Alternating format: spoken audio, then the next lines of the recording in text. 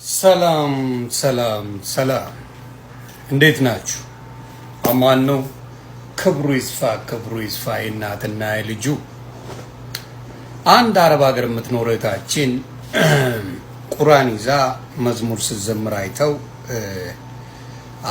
አሰያና ሙቤ ሚዲያ የሚባሉት ሲያቀጣጥሉት ሩዋንዳ ሲያደርጉት ሰማን። ካልተያዘች ህይወቷ ካልጠፋ ፍርዱ ካልተሰጣት በቁርአናችን በዲናችን እንዲመቷል እያሉ ያዙ ሊቀቁኝ ሲሉ ሰማን። እና አንድ ነገር ልበል፣ እስልምናን እነዚህ ሰዎች የሚያውቁት አይመስለኝም። ሳስበው ደም የጠማቸው ሰዎች እንጂ እስልምናን ያውቃሉ ብዬ አላስብም። ምክንያቱም እስልምና ስለ ፍቅር የሚሰብክ ከሆነ፣ ስለ ሃይማኖት እኩልነት የሚሰብክ ከሆነ፣ ፍቅርን ከሆነ የሚሰብከው እንዴት አንድ ሰው ባጠፋ ቁጥር መቀጣት፣ ህይወቱ መጥፋት፣ መታረድ አለበት ብላችሁ ታምናላችሁ? ፍቅር ከሆነ እስልምና እኔ አጠፋው ልበል ወይም ማንኛውም ሰው አጠፋ ይባል፣ ከጠፋ በቃ እናንተ የዛን ሰው ህይወት ካላጠፋችሁ እንቅልፍ አይወስዳችሁ ማለት። ይሄ አይነት እስልምና በእስልምና ትምህርት አለው ብዬ አላስብም። እናንተ ግን በእስልምና ጭምብል የምትነግዱና ፌመስ ለመሆን ለእስልምና ተቆርቋሪ ለመምሰል ያዙ ይልቀቁኝ የምትሉ ናቸው። አንድ ነገር ልናገር፣ መጽሐፍ ቅዱስም ቁርአንም የሃይማኖት ማስተማሪያ ናቸው። ተሰው ሌላ ምንም ታሪክ የለው። ሃይማኖትን ያስተምራል። ቁርአን እስልምናን ያስተምራል። መጽሐፍ ቅዱስ ክርስትናን ያስተምራል። ሌላ ምንም ትርጉም የለው። መማሪያ ነው ተሰው። ስለዚህ ትምህርቱን ማወቅ እንጂ ሌላ ታሪክ የለውም። ቁርአንም መጽሐፍ ቅዱስ ማስተማሪያ፣ ሌላ ነገር የለው። ሌላ ተአምረኛ ቢሆን አማዞን ላይ አይሸጡም ነበር። እንደ ማንኛውም መጽሐፍ አማዞን ላይ ትገዙታላችሁ። እንደ ማንኛውም መጽሐፍ ሱቅ ሄዳችሁ ቁርአንንም መጽሐፍ ቅዱስንም መግዛት ትችላላችሁ። እስልምናው ለአንድ ነው፣ ውሸት ነው ሆኖ ማያውቅ። ክርስቲያኑ ለአንድ ነው፣ ውሸት ነው ሆኖ ማያውቅ። ምክንያቱም አረብ ሀገራውን በሸሪያ የሚተዳደር አለ፣ በሸሪያ የማይተዳደር አለ። ከእስላም ክፍል አንዱ ነው፣ ከእስልምና ክፍል አንዱ ነው ሸሪያ አይደለም። የሚተዳደር አለ፣ የማይተዳደር አለ። አንዳንድ ቦታ ላይ ከ4 እስከ 7 ማግባት ይቻላል። ኢትዮጵያ ላይ ግን የሚሰማ የለም። 7 ሚስት ላግባ ብትል የአበሻ ሙስሊም ባናት ተተከል ነው የምትል።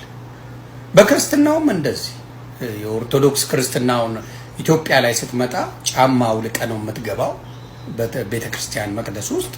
ሌላ ሀገር ላይ ስትሄድ አሜሪካ ያሉት አውሮፓ ምናምን ከኢትዮጵያውያን በስተቀር ሌላው ጫማ አድርጎ ነው የሚገባው። የተለያየ ነገሮች አሉ። ግን አንድ ነገር ልንገር፣ እስልምናን በማስፈራራት ማቆየት ትርጉም የለው። እስልምና የሚቆየው በፍቅር ነው። እስልምና የሚቆየው በመልካምነት እንጂ አንድ ሰው ባጠፋ ቁጥር እየሄዳችሁ ለመዘልዘል ቆርጥመው ለመብላት የምታደርጉን ነገር ብዙ ሰዎች እየተገረመበት ነው፣ እየተደነቀበት ነው። ተማሩ። እናንተ ፍጹም ሆናችሁ እስልምናው ስላላችሁ አታጠፉም ማለት ነው። አሰያ አታጠፊም። አንተ ሙባረክ የምትባል አታጠፋ። ግን እስልምናን የምታሰድቡት እናንተ ናችሁ፣ ሌላ አይደል። ለምን እቺን ልጅ አምጥታችሁ ብታስተምሯት ምናልባት ሰልማ ትመሰክርላችሁ ነበር።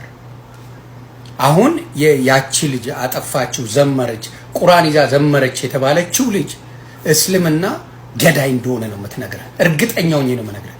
እስልምናን በተአምር ማየት የማትፈልግ ሴት ነው የምትሆነው። አየህ፣ ክርስትና ላይ ላሳየ በአሁኑ ሲድኒ ኦሎምፒክ ላይ ሲድኒ አልኩኝ፣ ፓሪስ ላይ በተደረገው ኢየሱስ ክርስቶስን ማክ አድርገው መጫወቻ አድርገው ትራንስጀንደር አድርገው ሲሰሩ ክርስቲያኖች ምንም አላለ። ምክንያቱም ኢየሱስ ይችላል፣ ጌታ ነው። ማንም አጫፋሪ አይፈልግም።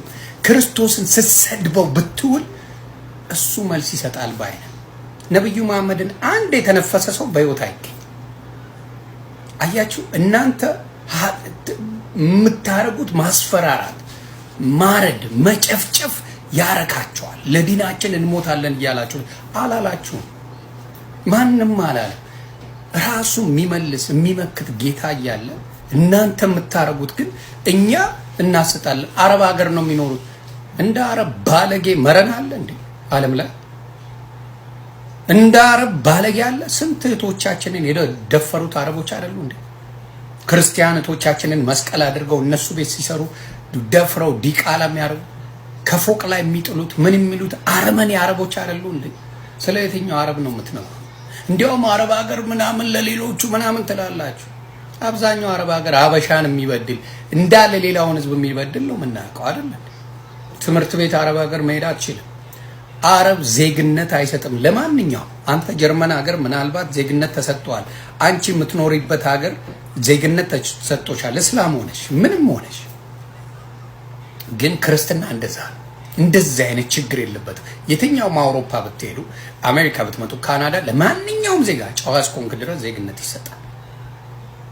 አረብ ሀገር ብትሄድ ግን ለአንድም ሰው እስላምም ክርስቲያንም ምኑ ዜግነት የሚባል የላቸው። አረመኔ ጨካኞች፣ ዘረኞች እንደሆኑ እናውቃለን። ስለዚህ የማይመስል ፖለቲካችሁን አቁማችሁ እስልምናን ፍቅር እንደሆነ ብታስተምሩ ይበጃል ብዬ አስባለሁ።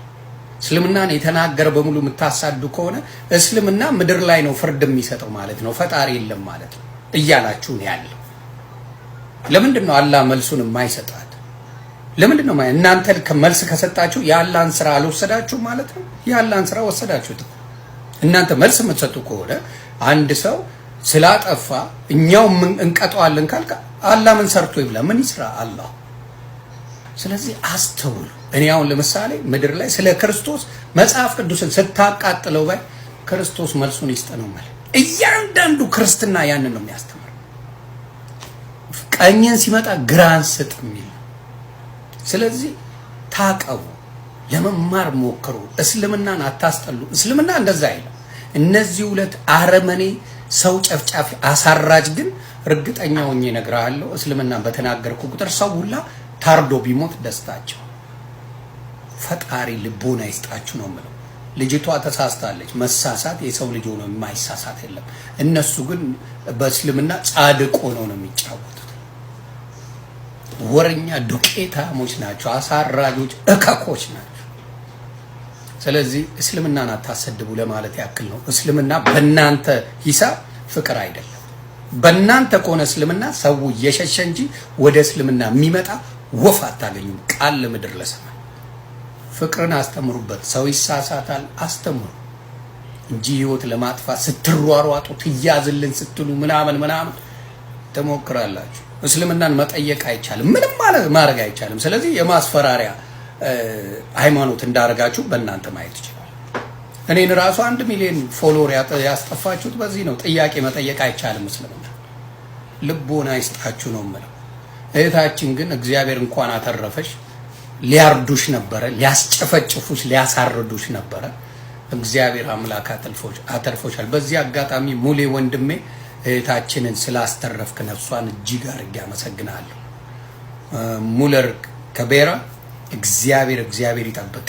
እንደናንተ ቢሆን ግን እንደናንተ ሁለት አራጆች ቢሆን ግን እቺ ልጅ ህይወቷ አልፎ ነበር። ሰላማችሁ ይብዛ። መልካም ጊዜ